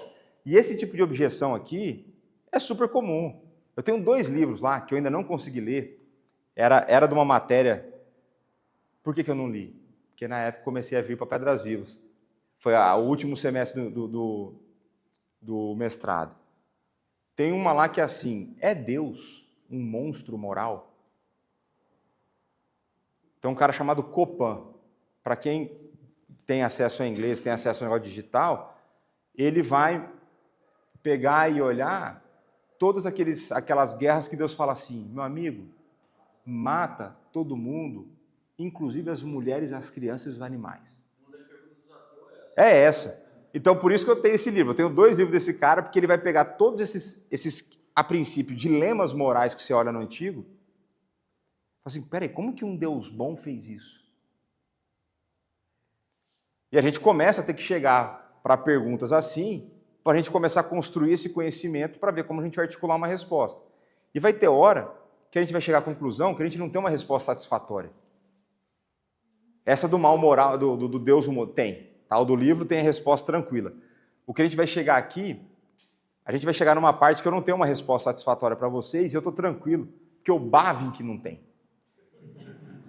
O maior teólogo sistemático da história não tem, então eu estou tranquilo. Depois de Jesus. Mas vai lá. Assim, quando a gente estuda a criação do homem, antes da criação do homem, a gente viu lá que o pecado começou no céu, né? Quando um anjo tentou ser igual a Deus. Então, o pecado começou a existir no céu. E eu entendo assim, tanto que a gente já ouviu falar em estudos e em relatos, que Deus permitiu, tudo foi permitido. A gente vai falar sobre isso. A pergunta que eu queria fazer para o Senhor é: por que Deus permitiu que um anjo criado por ele viesse a pecar ainda no céu? Não existia ainda o homem, não existia ainda a publicação do pecado. Por que a permissão de Deus para ele? Eu não sei se não existia ainda o homem quando isso aconteceu, porque a gente não tem informação para afirmar isso. Mas a minha resposta vai vir de acordo com os próximos slides. Eu vou passar só 3 slides aqui, porque o horário a gente já estourou. Mas a minha resposta é possível que te choque, porque eu não acho que Deus permitiu. O meu entendimento não é que Deus permitiu. O meu entendimento é esse. Mas deixa eu voltar para o texto, senão nós não vamos terminar aqui hoje. Vamos lá, para poder responder a pergunta. Então, assim, ó. Quando dizemos, não, que daqui vai te ajudar. Vai te ajudar isso aqui. Isso aqui vai te ajudar. Mas vamos lá que você... Oi? Vai lá. Aí você vai pegar Timóteo, né? Aprende esse lema. Olha só, vamos lá. Quando dizemos que o homem tinha livre-arbítrio e que escolheu o caminho da morte, não queremos dizer que sua escolha estava fora. Aqui já começa a responder a tua pergunta. Então, no plano eterno de Deus, a queda já estava no plano de Deus. Deus não foi pego de surpresa. Agora, se o plano era de Deus, foi alguém que fez para ele? Não, então tá bom. Então olha só, não queremos dizer que ele surpreendeu Deus a pecar. Pelo contrário, o plano eterno de Deus, como vimos ao lidar com os decretos de Deus, abrange todas as coisas que acontecem. E aqui, todas as coisas são todas. Então, o plano de Deus não tem brecha. Até o pecado do homem foi consumado de acordo com o conselho da vontade de Deus. Então a gente está falando de uma vontade de Deus em que o pecado tinha que acontecer. E na teologia a gente chama isso de vontade decretiva. E a responsabilidade do A gente vai chegar lá. E tudo isso, por incrível que pareça, está na Confissão de Fé de Westminster. Tem uma aula do capítulo 3, são os decretos de Deus. Tem uma igreja lá que tem um negócio disso, é Pedras Vivas. No YouTube das Pedras Vivas... No YouTube das Pedras Vivas tem a playlist de todo EBD desde o capítulo 1º. Então, para esse assunto, eu recomendo assistir todas as aulas do capítulo 3º. Mas olha só. Mas, como observamos ao tratar desse assunto, Deus realiza as coisas diferentes, de formas muito diferentes. Assim, ele realizou a queda do homem de uma forma que preservou plenamente a liberdade pessoal e a responsabilidade do homem. Deus não é o autor do pecado, que é o que o Caio falou. A confissão de fé vai falar o seguinte: Deus decretou todas as coisas de tal maneira que Deus não é o autor do pecado e nem é limitada, tolhida à vontade do homem. O que significa? Que Deus decretou que o homem cairia, Deus decretou que o anjo cairia, mas, ao mesmo tempo, todos eles foram responsáveis pelas suas decisões que cumpriram aquilo que Deus havia decretado. De tal forma que Deus não é o autor nem o responsável pelo pecado. E a gente livremente, a gente traduz para o nosso dia, livremente você comete pecado hoje. Você não se sente forçado a fazer. Aí esse autor vai continuar, que é o Machen, só para eu avançar aqui no texto. O tentador e o próprio homem foram os autores do pecado do homem. A justiça de Deus é eternamente pura. No entanto, Deus usou até este mal terrível para o seu próprio propósito sagrado, que é o que o Rui falou, a sua própria glória. Aí, esse autor vai colocar dessa forma, e a gente vai ver que o Bavinck discorda desse autor. E esse autor é o fundador do seminário que eu fiz o mestrado. Ele não é um cara ruim de teologia. Ele é tão bom de teologia que ele se levantou contra os liberais, rompeu com uma denominação, rompeu com um seminário, começou uma denominação nova, começou um seminário novo. E ele vai falar então que Deus permitiu que o homem caísse. E aí essa linguagem, para muito teólogo, é difícil de engolir. E o que há permissão? De que maneira a permissão isenta alguém de uma decisão?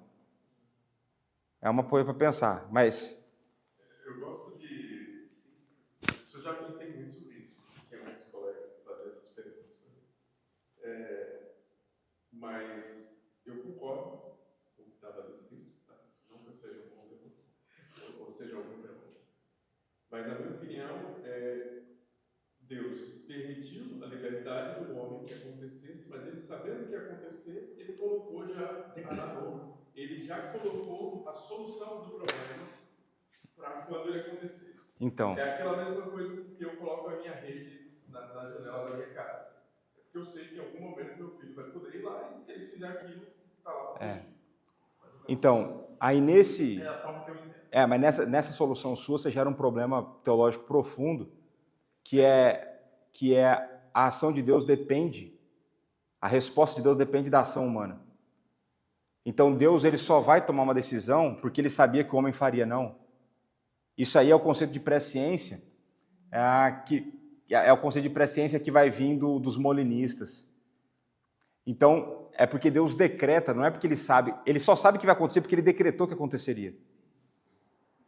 Ele não está debaixo... Oi?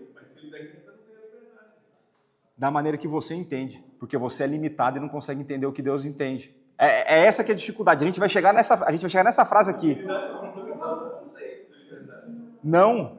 É que essa é a questão que a gente luta no nosso tempo, de que a gente quer conseguir perceber completamente um Deus que é infinito. E a gente quer que a razão dele e a lógica dele funcione como a nossa. O negócio, você vai ver que o Bavi que vai concordar comigo, ou eu com ele. Mas, só para eu terminar a frase do Meitin, porque aqui o Meitin falou que Deus permitiu.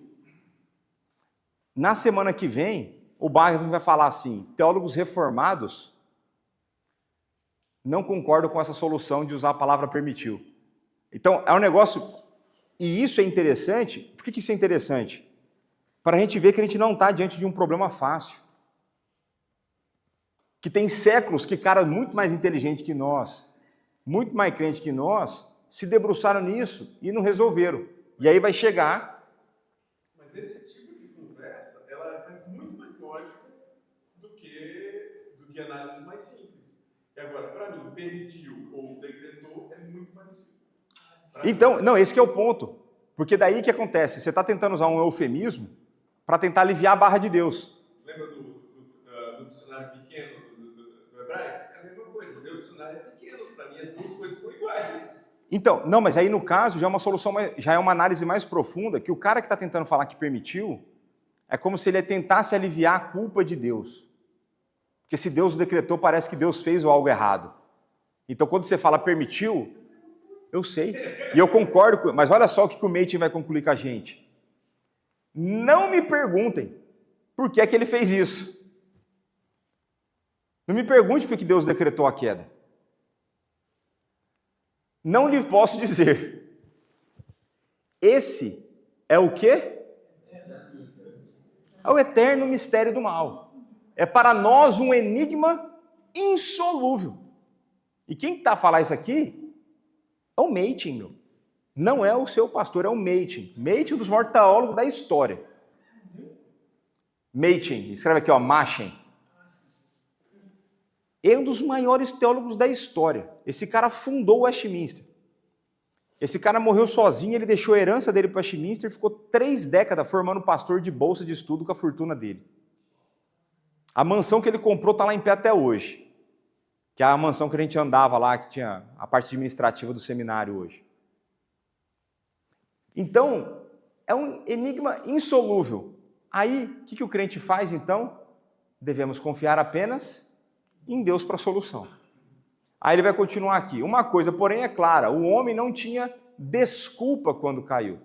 Ele era culpado aos olhos de Deus, sendo deixado à liberdade da sua própria vontade, que é o do estado em que foi criado, ao pecar contra Deus. E aqui nessa matéria, né, aqui a gente vai parar, porque depois eu vou entrar com o Bavinck. Aí o Bavinck vai começar arrebentando tudo aqui depois, na semana que vem, é de que a forma de pensar reformada, que naturalmente por ser reformada vai ter uma influência gigantesca da forma de pensar de Calvino, é de que nós entendemos que Deus ele é soberano sobre tudo e sobre todos. E porque nós entendemos que Deus é soberano e que Ele é o Criador e nós somos a criatura, existe uma distinção entre nós e Ele, que nós somos incapazes de compreendê-lo completamente.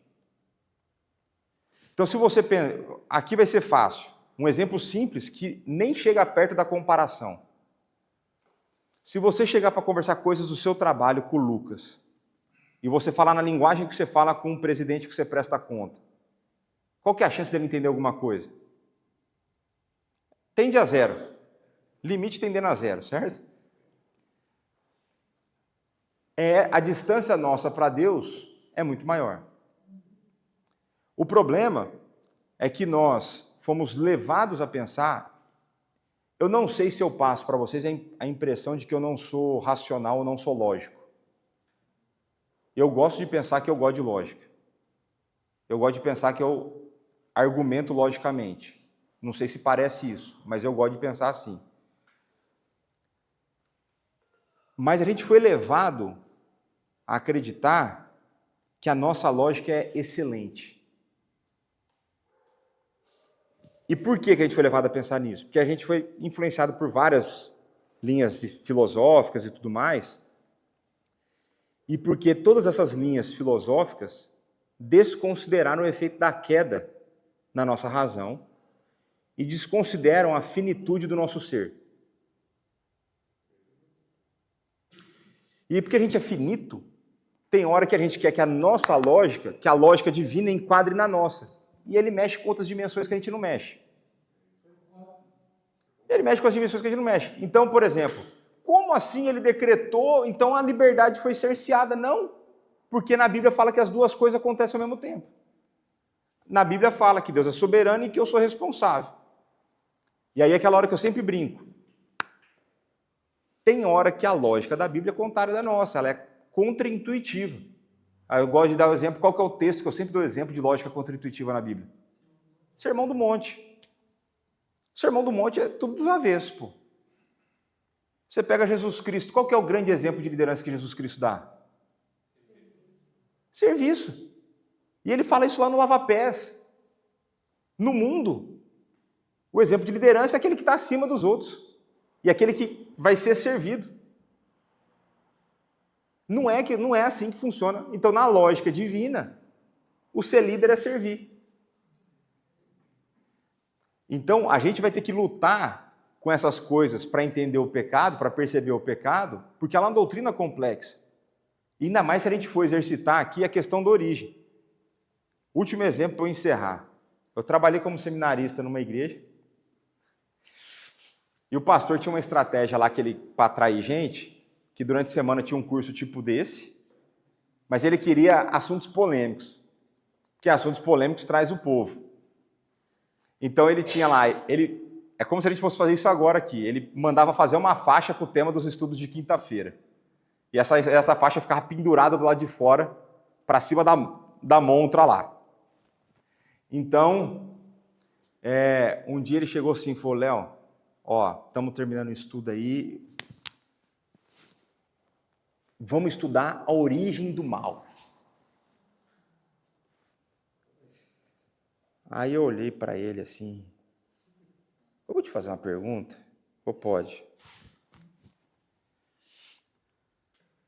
Nós estamos no ano 2000 e tanto, certo? Certo. Nós não somos os caras mais inteligentes que já existiram. Até hoje os caras não resolveram esse problema. Você não tem, na Teodiceia, a origem do mal, não existe uma solução para esse problema. Você tem propostas, você vai ter proposta do Gordon Clark, você vai ter proposta daqui, tá lá. O povo discorda entre si. Você não tem uma posição reformada, definida de como isso acontece no detalhe. Eu entendo que a Bíblia não te dá elementos para isso. E aí eu vou falar aqui, uma das coisas que a gente tem que sossegar o facho, é porque se Deus revelou dessa forma, tem coisas que Ele não quer que a gente saiba. Aí assim, você tem que aceitar do jeito que é, calar sua boca e viver a vida daquele jeito. 29, 29. Um dos versos que eu mais gosto e uso com a minha esposa. Agora já menos. As coisas encobertas pertencem a Deus. Mas, eu falei para ele assim, você tem certeza que a origem do mal, que eu e você, nós dois aqui, nós vamos dar conta? E eu não estou afim de entrar nessa seara. Ele falou, já que você colocou desse jeito, vamos estudar Apocalipse. Aí pôs lá, o fim dos tempos, sei lá, sabe? Arrumou a polêmica que ele queria, né? Fez a faixa do jeito que ele queria e estudamos Apocalipse, né? Mas pronto. Então é o seguinte, a conversa foi bem mais animada do que eu imaginava. Eu tenho bem mais slide até a gente falar da origem, o problema do pecado. Eu vou falar de abrangência do pecado, a transmissão do pecado, mas vamos falar bastante de pecado. Então vamos encerrar aqui para... A gente excedeu bastante o tempo hoje. Pai, muito obrigado por mais esse dia de vida que o Senhor nos deu, por esse momento que o Senhor nos deu. Obrigado pela vida de cada um dos meus irmãos cá presentes. Muito obrigado por essa aula tão produtiva, pelas conversas, pelas perguntas. E o Senhor sabe que nós estamos diante de um assunto que vai muito além da nossa capacidade, vai muito além da nossa finitude. E nós precisamos que o Senhor nos dê um coração submisso à Tua palavra, um coração humilde, um coração aberto a receber aquilo que o Senhor nos revelou. Que o Teu Santo Espírito nos auxilie nessa busca, que o Seu Santo Espírito nos auxilie na percepção dessas doutrinas tão importantes E que possamos, Pai, cada vez mais estar prontos para dar razão da esperança que há em nós, para que possamos argumentar a nossa fé, apresentar a nossa fé, que possamos estar prontos para articular os problemas que existem no mundo e articular de maneira bíblica sobre eles, que possamos também nos submeter em momentos que o Senhor não nos der resposta. Como diria Calvino, onde a Bíblia se cala, nós também devemos nos calar. Dá-nos um coração humilde para isso, dá-nos um coração que depende, confia no Senhor a ponto de fazer isso. Nos ajuda nessa caminhada, nós precisamos de Ti. É o que nós te pedimos no santo nome de Jesus. Amém.